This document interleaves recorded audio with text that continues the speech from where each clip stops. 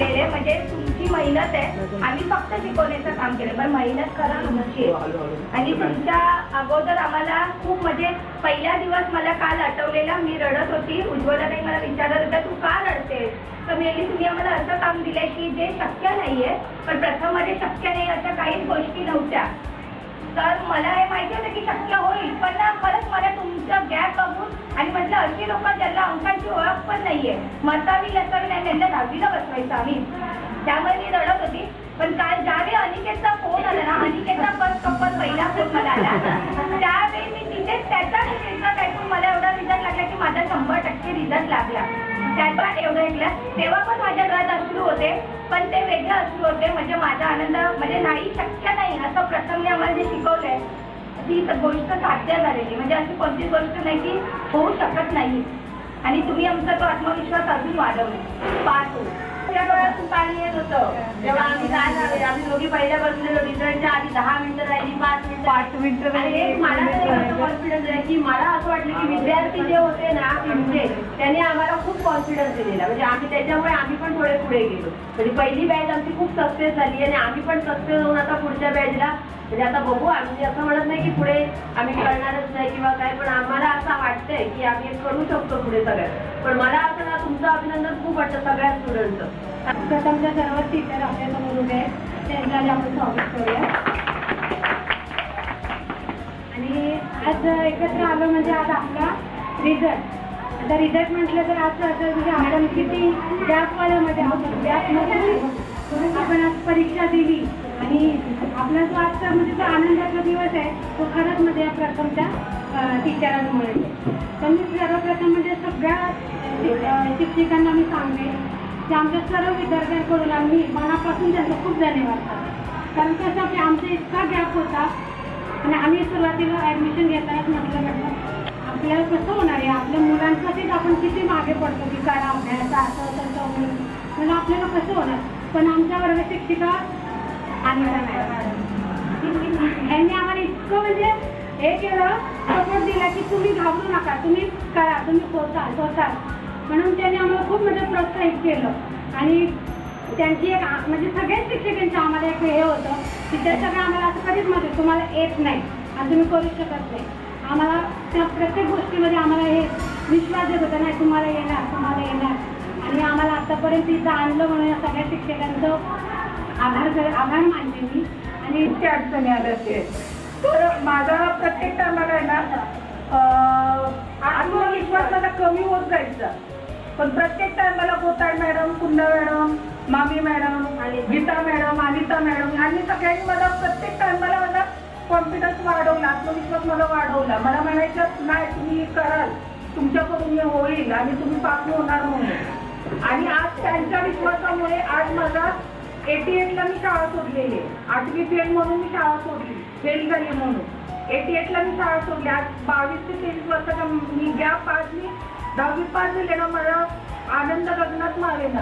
मी अक्षरशः रडले, काल समजलं पण रडले. आज पण मला एवढा आनंद झालाय ना, विचाराच्या पलीकडे आनंद झालाय.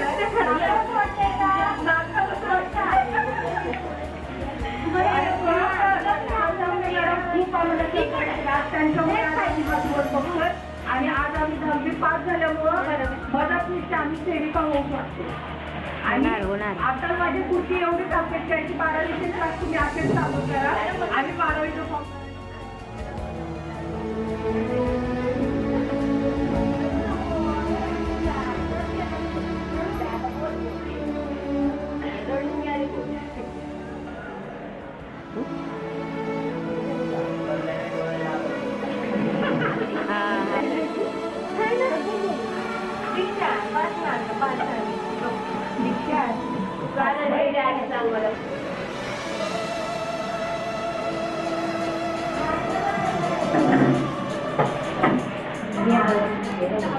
मधूनच बोलत होते तुम्हाला करायचं नाही. पण अनिता मॅडम, कुंदा मॅडम यांनी मला खूप साथ दिली.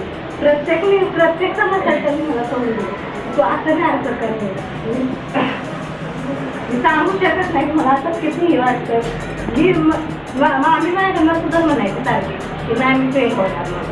आणि मला काल रिझल्ट लागला तेव्हा मला मुलगा सांगत आला पण तू फार झालं तरी मला असं म्हणते मलाही असं नव्हतं कॉम्पिटिशन म्हणजे असं वाटत पण नव्हतं मला जेव्हा मी 7वी शाळा होती तेव्हा 13 वर्षाची होती आणि तेव्हा आता 20 वर्ष पूर्ण झाली तर मला सुद्धा म्हणजे वाटत पण नव्हतं की मला याचं कळेल माझं मी गणित असायचे आणि मला काहीच नव्हतं थोडंफार मुलांचं पण गणित तर काहीच नव्हतं त्याच्यामुळे मला काहीच नव्हतं तर मग ज्या वेळेला आम्ही अंगणवाडीत कामाला लागून ट्रेनिंगला गेलो त्यावेळेला असं वाटायचं की मी भाजी करावी माझं सांगितलं मला तू म्हटलं चला आता आपल्याला कोणतरी हात पकडायला आले नाही चला आता आपण सोडायचं पुन्हा आम्ही असं सांगायला म्हणून ठरवलं बघूया तुम्ही म्हटलं आता लक्ष्मी ताईंना की लक्ष्मी ताई आपण एवढं वर्षाने करतोय काय आपल्या डोक्यात जाणार आहे पण पहिलं ना मॅडमचं आहे ना म्हणजे ना ते इतकं म्हणजे वेगळंच पद्धत आहे त्यांची शिकवायची किंवा माझ्या डोक्यामधून आहे ना ते काढून टाकायचे तर त्यांचा प्रभाव माझ्यावर जरा जास्त ती दाखवली होती तिला म्हटलं माझा असाचा प्रॉब्लेम झाला आहे मला सामान्य गणित नाही प्रचलित म्हणजे काय असते तू प्रचलित मी गॅरंटी नाही की पास होणारच नाही तू क्लासला आलास ना तरी पास नाही होणार पण आता इथं आल्या मला म्हणजे आता किती पण वाचून पडले तुला म्हटलं पडले मला कधी मग ती म्हणजे जर थोडंफार कॉन्फिडन्स कमी झाले तो वाढवण्याचं आणि थोडंसं बुद्धीला चांगलं बनवण्याचं काम एक क्लासने दिलेलं सगळ्या मॅडमचं मी धन्यवाद करते मला पण टीचरना थँक्यू काय झालं हां काय वाटलं ते चांगलं मी पास झालो मला आणि माझ्या घरच्यांना भरपूर आनंद झाला आणि पुढे शिकायचं आहे बघू ना आता मी पुढे शिकणार ताकद वाढली ना पुढे शिकायची सर्व शिक्षकांचे मी धन्यवाद मानते कारण आम्हाला त्यांनी शून्यातून घडवलं म्हणजे आम्ही कधीही विसरू शकत नाही आम्हाला म्हणजे आता कशाने हे गेलं पोचवतो तुम्ही बोलली नाही मला बसायचंच आहे मी बसलं पैसे गेली ते चालत आज तुम्ही बसत मग मी कसे पास करते